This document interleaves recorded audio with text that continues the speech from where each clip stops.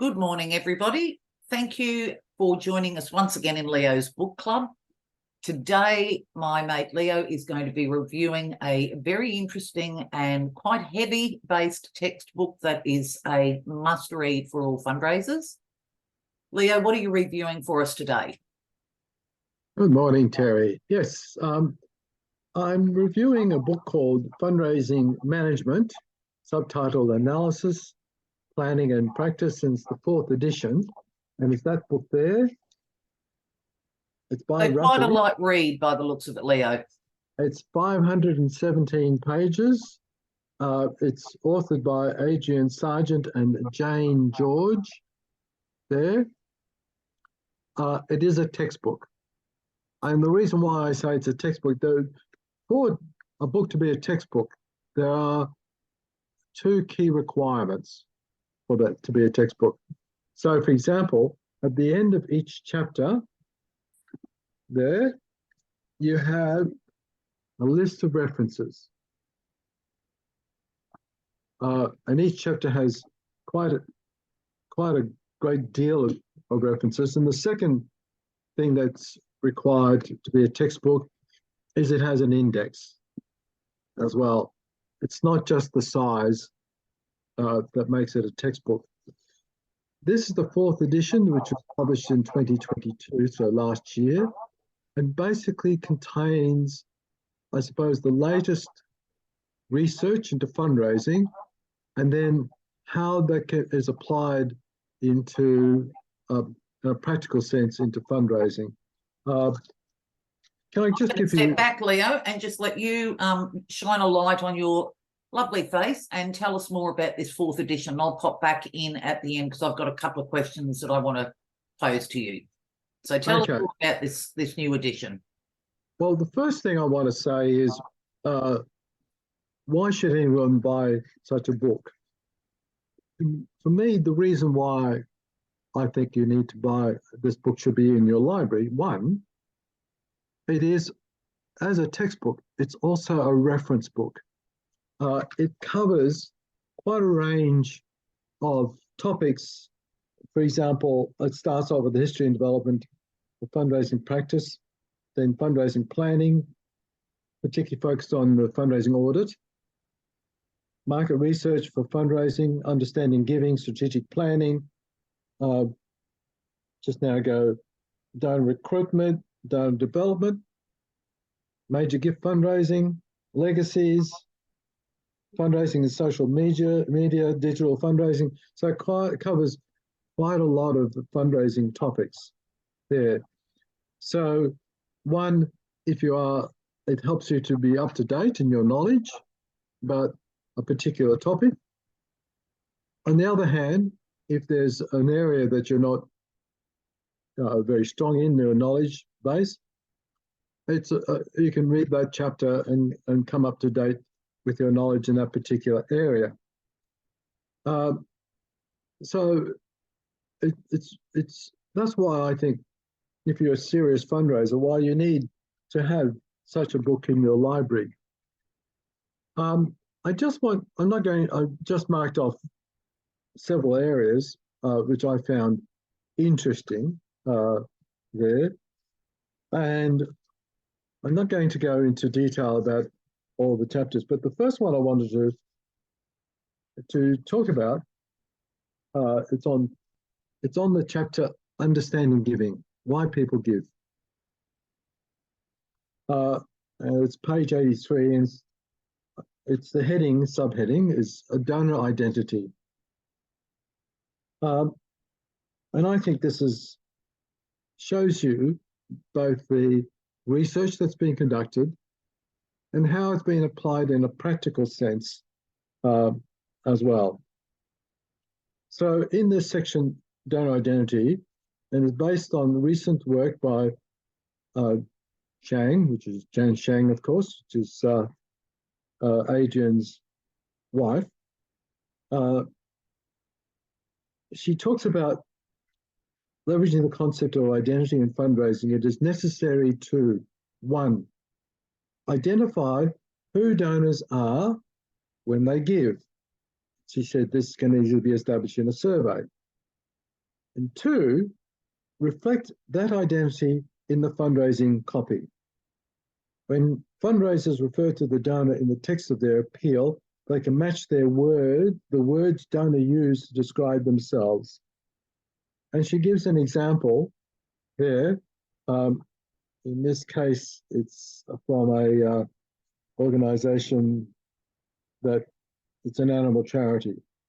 And basically, in this animal charity, they were able to identify what were the top 5 words that come to mind when you describe yourself. And they were words like helpful, compassionate, caring, loving, loyal, kind. And basically what she then goes on to say is that you then, knowing that from the survey, how they identify themselves, you then incorporate those words into the copy. And that way, when the fundraiser refers to the donor in the text of their appeal, they can match the words donors use to describe themselves with the words the organisation is using. The goal is to have donors think, yes, that's me, as they read each paragraph of the text. And then she goes on to say, make the donor feel great about being that kind of person. Then reflect on the needs this person might have when they give and deliver it. And then 5, the 5th aspect there, remind donors that they are the kind of person just before they are asked to take an action, such as making a gift. That's just one example of many that's in this book. And so the reason why I like that is because it's not just one person's opinion saying, this is what you should do, or this is what works. It's based on actual scientific evidence. This is what research has shown works, and this is how you can apply that in a practical sense in your fundraising activity. And there are many more. There's also things like, I love the opening chapter, for example, talking about the history of fundraising practice, some really lovely stories there of where modern fundraising has come from. Another thing which I found really helpful, and I think all fundraisers would find this very helpful, was the chapters on fundraising planning, and he gives a planning in the page 20 called planning framework, and he talks about the structure of a plan. So it starts with vision, mission, organization objectives, fundraising audit, SWOT analysis, fundraising objectives, all the key strategies, in other words, how you're going to achieve those objectives, the tactical plans, the budget, schedule, monitoring, and control.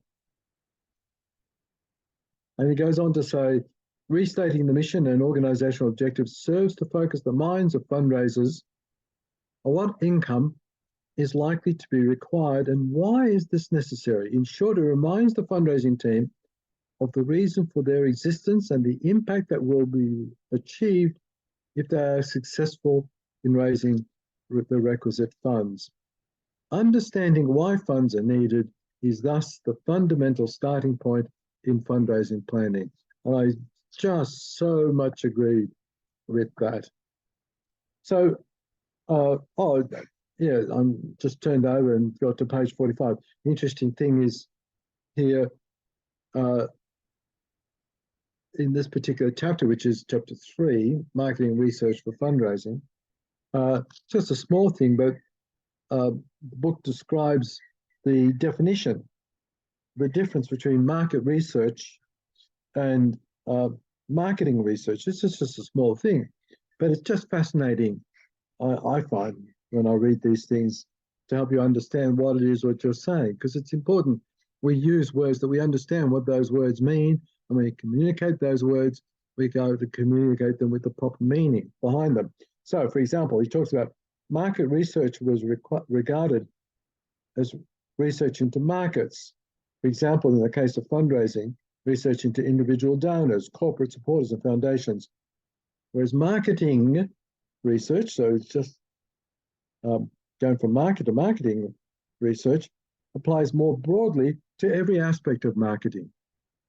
This would include researching the activities of competitors, trends in the external environment, and the performance of an organization's own fundraising activity.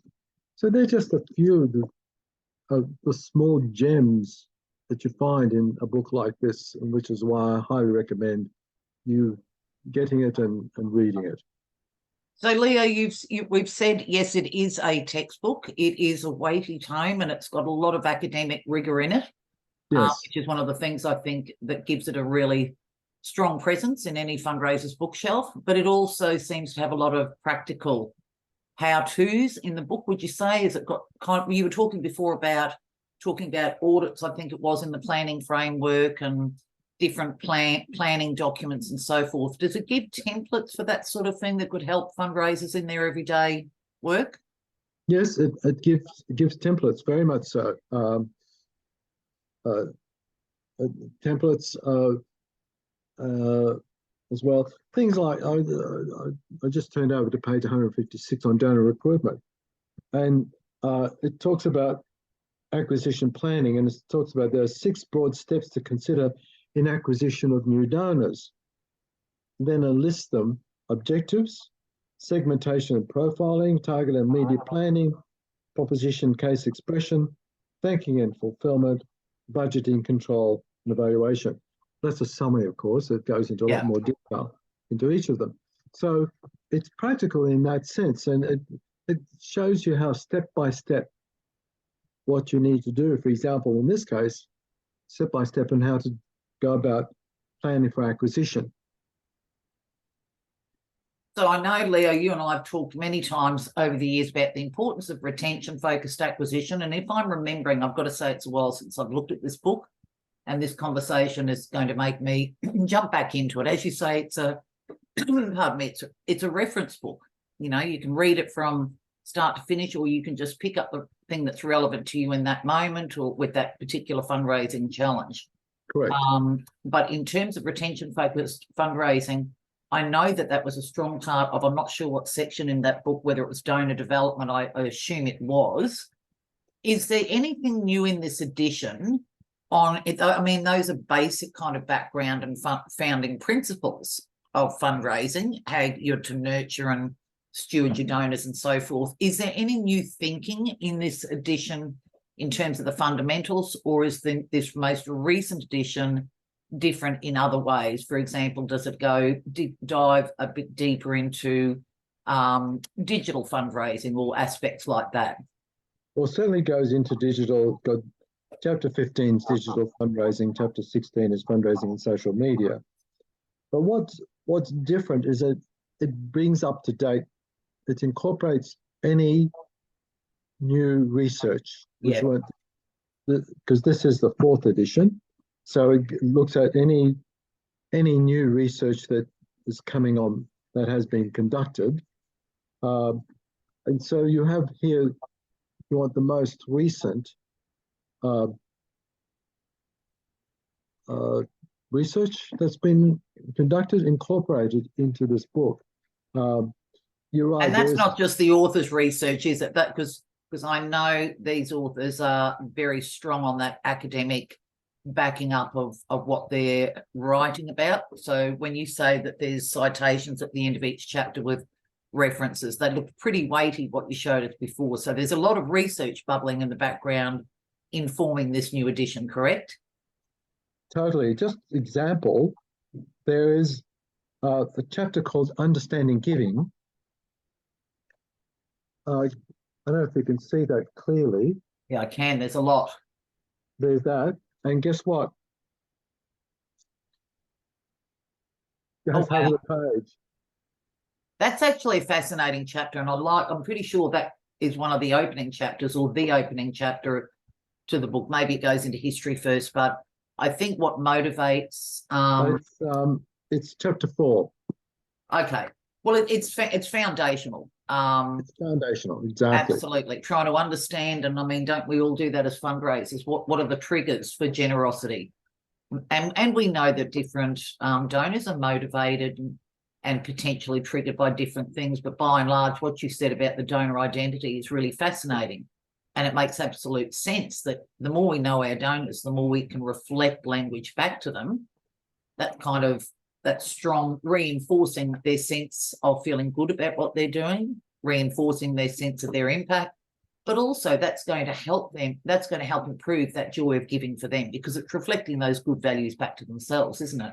That's correct. That's correct. There is just so much in a book like this. And one of the things that I find really important is that in fundraising, we want to establish the fundraising as a profession and not just something that anybody could jump in with no background, no experience and do. So what a book like this does, it says, look, there is a body of knowledge, and in any profession, you have to keep up to date with your body of knowledge, with what is done in terms of research, in terms of experience, practice, etc. And a book like this basically says to people, not only are you serious about fundraising, but fundraising is a serious business. And therefore, having such a textbook in your library or as a reference book, I think shows that you are serious about about your practice, about your profession. That's a fair comment. I know I'm not sure whether it was last book club or one of the recent ones. I know you were talking, Michelle, about how the principles, fundraising principles, don't change over time. They just get reinforced. They don't change geographically. However, the practice, what are the standards of practice, the best practice? I mean, this book I know reflects on how, I don't know whether it's since their first edition or just the progress of fundraising and fundraising practice, how we've moved away from that transactional into the more relationship building with the donors and so forth. So you're right. It is important that we do update our reading to what is recognizing and reflecting best practice, and also what's reflecting where we find ourselves in the moment. That includes all of those other channels of communication like digital. That's right. That's right. I mean, there are a lot of books around, if you want, on different chapters of these books. There are books around there, but what you don't see often is what are those books based on, and what makes this outstanding is it's based on scientific research. It's the problem with best practice is that may be good today, at the moment, yep. But it may not be relevant tomorrow. Best practice changes.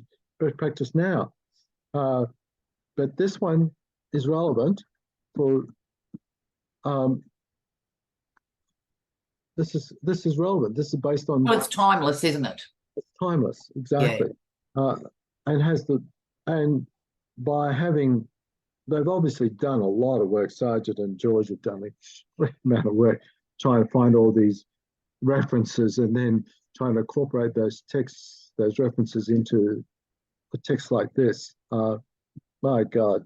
Well, you've inspired me to revisit it. As I say, it's a long time really since in fact, I think, anyway, I won't show my ignorance and say how long it's been, but no, it is good. And it's really good as fundraisers that we remind each other and ourselves of the importance of keeping up to date. If we were doctors, we'd be keeping up to date with the latest medical practice.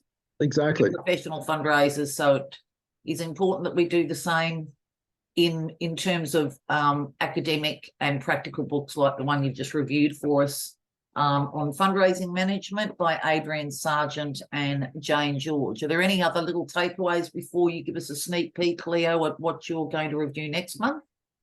Yeah, it's also a way in which we then, as a profession, we then have the whole idea of a body of knowledge. We have a common language that when we talk about every profession has its own set of language, its own language in which we communicate.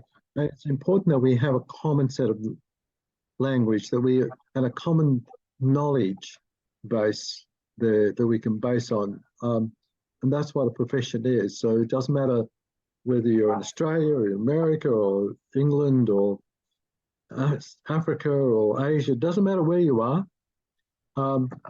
There's a common body of knowledge which we all share and brings us all together and unites us as a profession.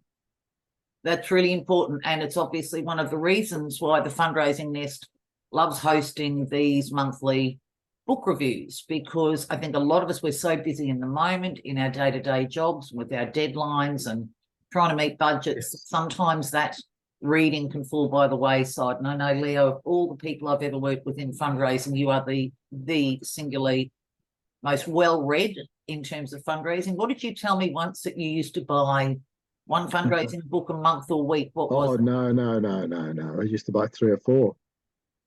That's crazy. Well, I've seen the size of your library, Leo. So, but no, I hope that's inspired some other fundraising nesters to go back. If it's the first time that you've encountered the book, dive into it. Take your time, because it is weighty. There's a lot to absorb, and it's the kind of book, as you said, Leo, that you can leave on your desk as a reference book to go back to time and time again, either as a refresher or some inspiration for the challenge at hand. So thanks for that, Leo. And I want you to leave us with a bit of a little bit of a window into what you're going to be reviewing in next month's book club. Well, I'm going to zig. There's a zigzag. So I'm going to zag. That having done that, I'm going from a hefty tome like this one to a much more smaller. Oh, that's a bit easy, a bit of a lighter read. What's that one, Leo? It looks familiar. It's not a lighter read, it's a smaller read. It's Harvey McKinnon, who is the godfather of monthly giving. It's how to create lifetime donors through monthly giving, which was published in 2020. So it's a fairly recent book, and I'll be reviewing that one.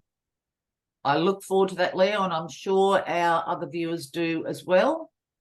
And so thank you for today's book review. Thank you for joining us in the nest for this eye-opening and inspiring book review by Leo Orland, and we'll see you all next time.